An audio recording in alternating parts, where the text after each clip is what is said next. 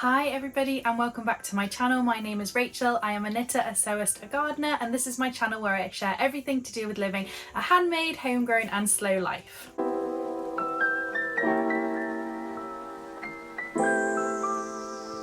So today's video I thought I would do another sew your aesthetic video because you guys really enjoyed the last one I did, which was the tomato girl aesthetic.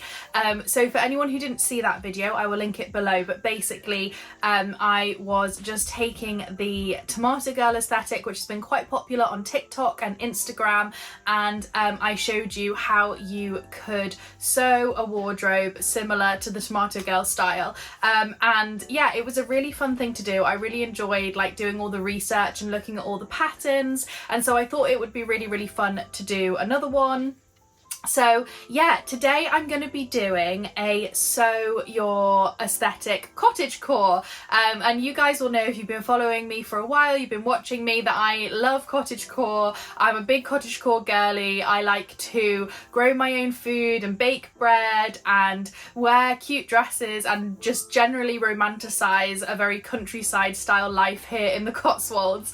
So I do really like this aesthetic, so this was really good fun to do, and I felt like I needed to do this because it's particularly well suited, I feel, to the summer. So I wanted to do this while it was still summer before we start getting into some of those like more autumnal winter style aesthetics. Okay, for those who don't know what cottagecore is, it is an Instagram aesthetic. It's gone across to TikTok as well now, so I guess it's an online aesthetic, and it's basically all to do with romanticizing a very like rural, quiet, slow lifestyle. It's sort of romanticizing the everyday, from things like having your morning cup of coffee in a beautiful mug that's been sort of handmade or like vintage china, to, you know, making your house into a really cozy, like warm, comforting space, to spending time outside in nature, growing your own food, whether that's just a few houseplants or whether you're literally growing in the garden. Like, it's a really sort of inclusive, fun aesthetic that a lot of people can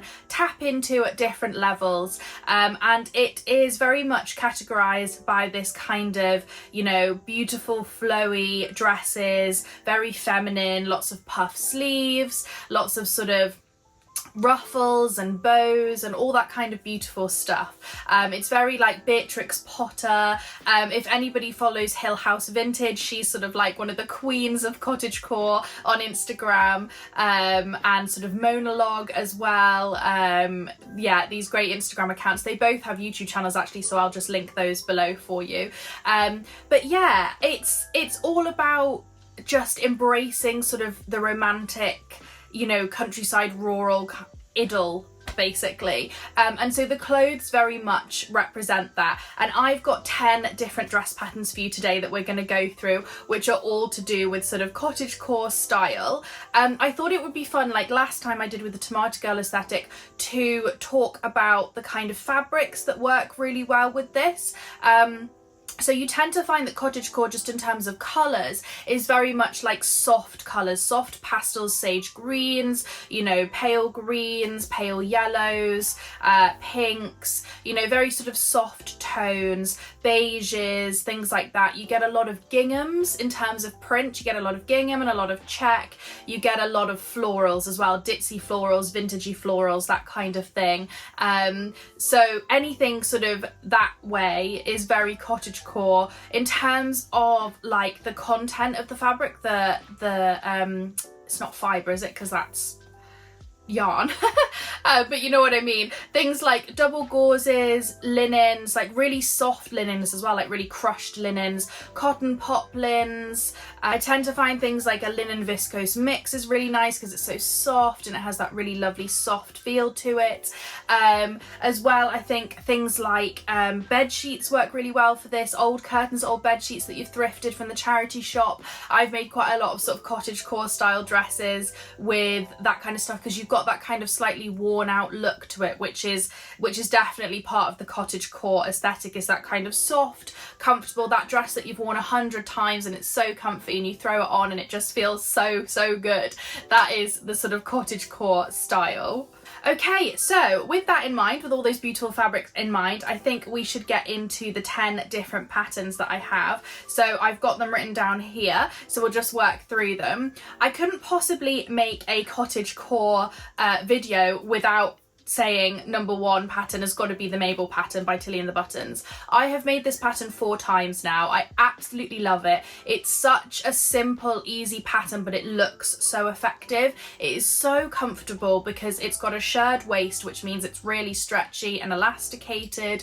It works really well in so many different fabrics, from viscose to cotton to double gauze to linen. You know, you could really make it in all sorts. I've made it in tulle, I've made it in a double gauze, I've made it in a like quite heavyweight cotton, I've made it in a viscose. So there's just so many different ways that you can play with this, and I feel like this as well really lends itself to like a gingham print or a lovely ditzy floral print. You can have it full length, you could have it knee length, you could add a ruffle. Like, there's so many options with this pattern.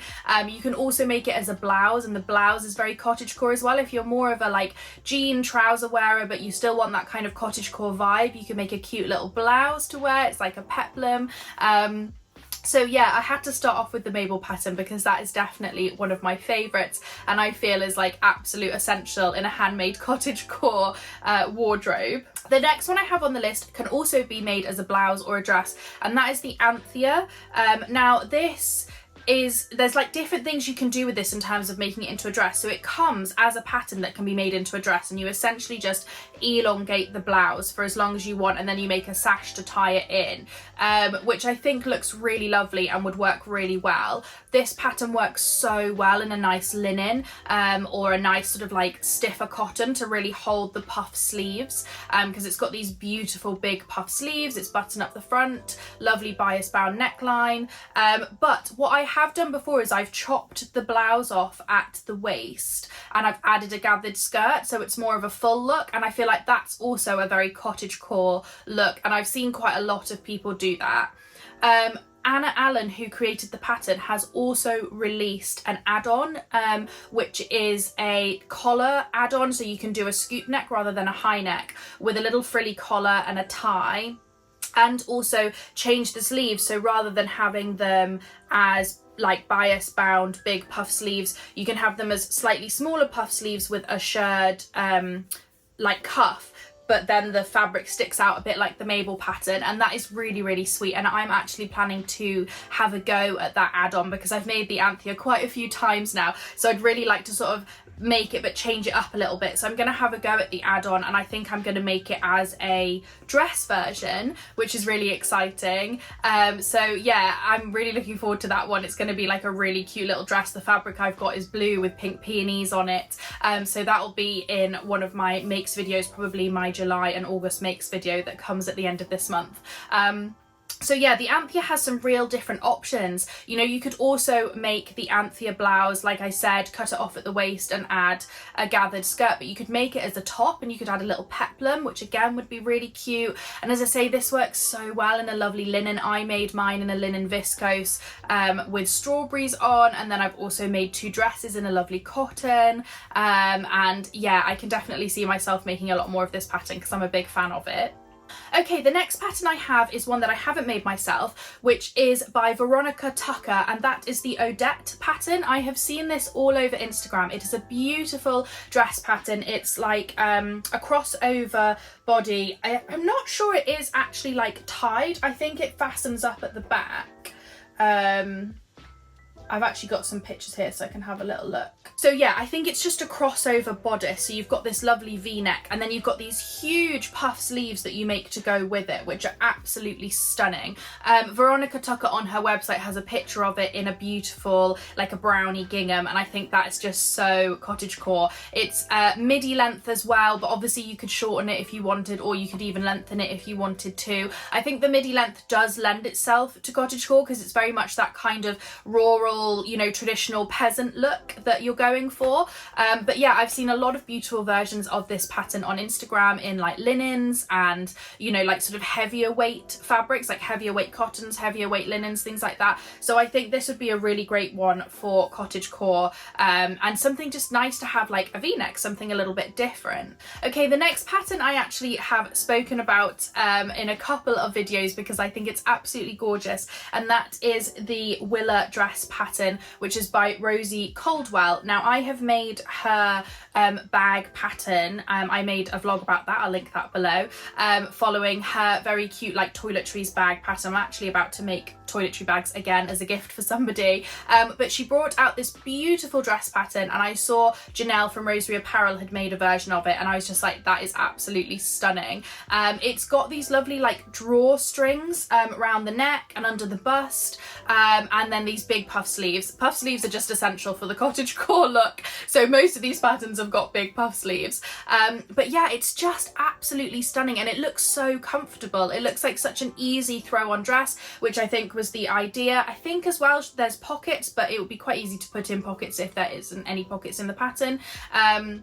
Again, would look lovely in a gingham or a like ditzy floral print. I think the version that she has made like as a sample for the pattern has got polka dots on it, which is really, really sweet, and so yeah, I thought this would be a really great cottagecore pattern. Okay, so the next pattern, the next three patterns actually are all by Silver Saga. Now this is a new to me pattern brand that I've just sort of started to get into this summer, because all of their patterns are very cottagecore, very sort of feminine and pretty, but also look really, really comfy. So the next three patterns are all by them, and I feel like they're like the place to go if you want to get, you know, making some real like cottagecore wardrobe essentials. So the first dress pattern I've just got here, I'm just having a look at it, is the Eleanora, which is a lovely v-neck pattern with I think shirring underneath the bust, and then again a lovely little puff sleeve. The neck's got a tie. It's just an absolutely beautiful like throw on easy dress, would be just gorgeous in a double gauze because you want something really lightweight.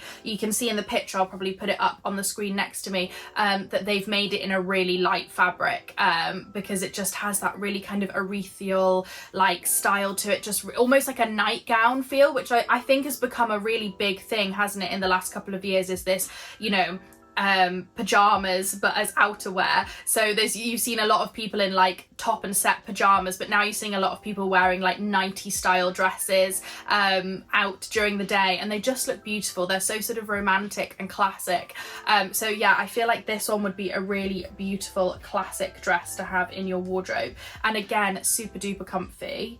The next Silver Saga pattern is high on my list, and that is the Juliette dress. I don't know if it's the Julietta because there's an E on the end, or if it's Juliette, but it is an absolutely beautiful fabric. Now this pattern does eat the fabric, which is why I've not made it yet, because I need a lot of fabric to make it, and I think it would be perfect in a beautiful viscose linen. But basically it is this beautiful super voluminous dress, scoop neckline, buttons up the front, big tie waist, and then these big voluminous sleeves. It's all about being really soft and comfortable. There's not a lot of shape to this. You obviously bring it in with the tie at the waist, so you've got that lovely waist, but yeah, it's just really sort of big and flowy, and I've seen a few people on my Instagram make this and they just look beautiful. All different shapes and sizes as well, like all different body types, just looking absolutely stunning in this dress. And I just think in a sort of one tone linen it would just be beautiful. And I have this lovely sage linen, but unfortunately I don't have enough to make the pattern in my size,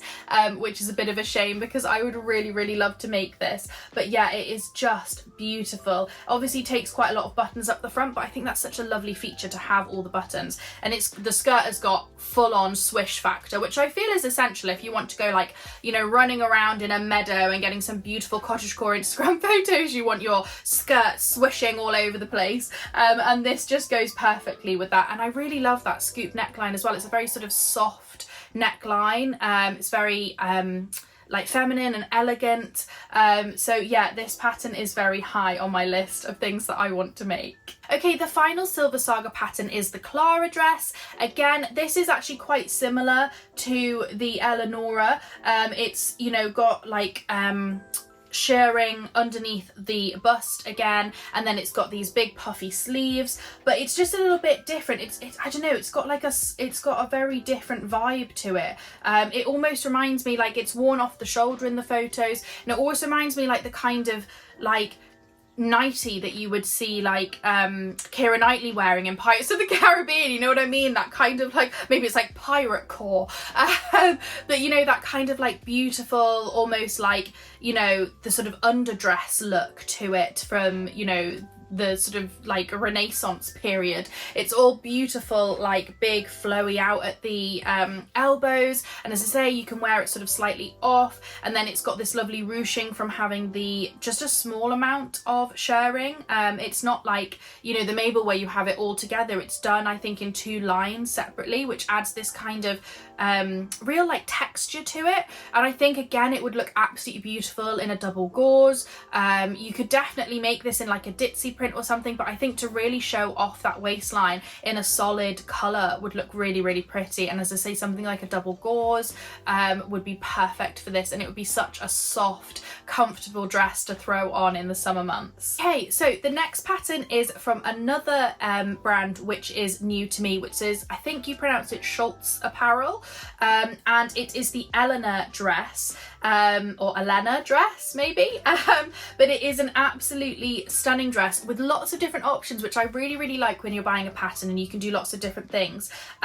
So it has got the option for a sweetheart neckline and a puff sleeve, which is really sweet. It has got the option for a gathered neckline, which is more square, and a long puff sleeve, or it has the option to do again a square neckline but with like a frilly collar all the way around, and it's particularly the frilly collar that I've seen that I really like, because I think that's very, very cottagecore, and would look absolutely stunning in a ditzy floral print or in, you know, a simple linen. But as I say, you're getting a lot of different variations for your money when you buy this pattern, which is always a huge bonus, I think, and all of them are very cottagecore. It's a midi length skirt, again gathered in, and there's a big tie at the back, so you can have this lovely bow at the back. It's a very sort of classic rural countryside style pattern. I just think it's beautiful, and I personally would really like to buy it and make it. It's very high on my list. You could of course make this longer if you wanted to. You could make it a maxi length, you could make it shorter. It would work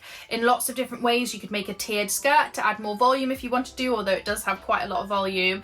But yeah, I'll be putting up some pictures for you guys to see all the different variations, because I just think this is such a great cottagecore pattern that could be made as well. Like, if you really love this cottagecore style but you're not quite sure how to wear it in winter, and maybe that's a video that I should make, is how to do cottagecore in winter and do some sewing patterns. But you could make this in like a lovely brushed cotton or something, and you could make the long sleeved version, and then you could wear it with, you know, a slip underneath and tights to stay warm. You know, it's just got like real options, and I think it's a really great pattern to have in your stash. Okay, the next pattern is another one that I've seen quite a lot on Instagram, and that is the Noelle pattern, and that is by Dressmaking Amour. So I again haven't really come across these guys before as a pattern brand, but they have some really, really beautiful dresses on their website that are definitely worth looking at. But this is a beautiful sweetheart neckline dress, very fitted, goes right in at the waist, so you're going to have to, I think, you know, twirl that bodice to get that fit right. At least I certainly would with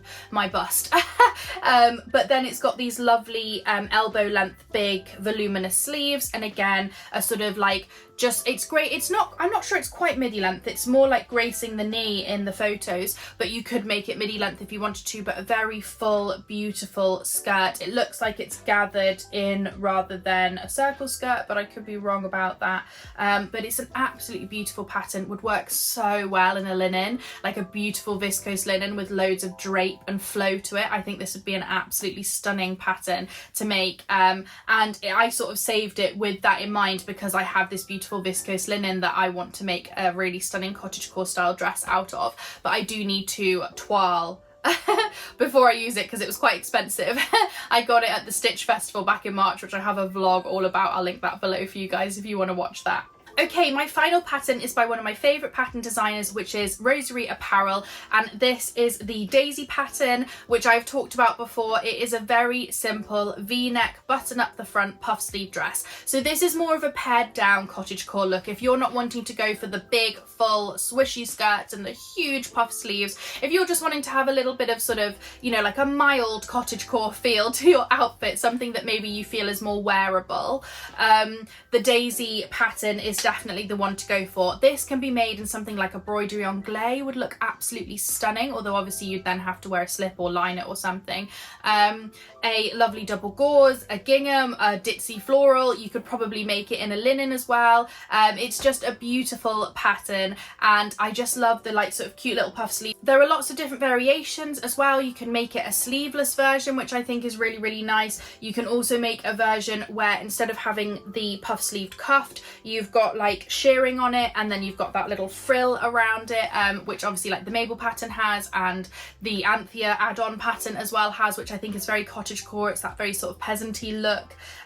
It's just a beautiful, beautiful pattern, and Rosary Apparel patterns I always find are really well written, really easy to follow. There's always a YouTube tutorial that goes alongside it over on Janelle's channel, so it's just really like a great one to have. And again, you could easily make this as a top. You could make it as a little peplum top, so you could cut it off at sort of your hips rather than having it as a full dress if you wanted more of that kind of look and you wanted to wear it with some jeans or something. But yeah, this pattern has been on my list for ages, and I really need to get around to making it because I just think it is absolutely beautiful.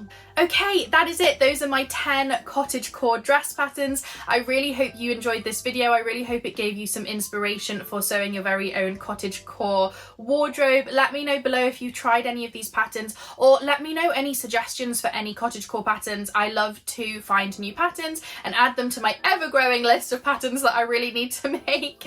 I always find it difficult, like, because I love going back to old tried and tested patterns that are so comfortable, but I also want to like add in new things, so it's like, oh, which do you choose? But yeah, I really enjoy making these videos, so I hope you guys enjoyed this. If you did, if you could please give the video a like, and if you enjoy watching my videos and you're not yet subscribed, if you could subscribe, that would be amazing. It just makes such a difference for me and growing my channel. We are so close now to hitting like 5k, so thank you so much to everybody who's subscribed. It really means a lot to me. Yeah, thank you so much for being here and being such a great community and always commenting and liking my videos. Yeah, it just means so much. And thank you so much to all of you as well who've gone over to my Substack and signed up to my newsletter over there. It's been really lovely to have so many of you over there. The link to that is in my description below. And if you want any sort of like more updates on real-time makes and things that I'm up to, I'm very active on my Instagram, which is also linked below, so you can follow me over there. But yeah, I will see you next time, guys. Thanks so much for watching. Bye.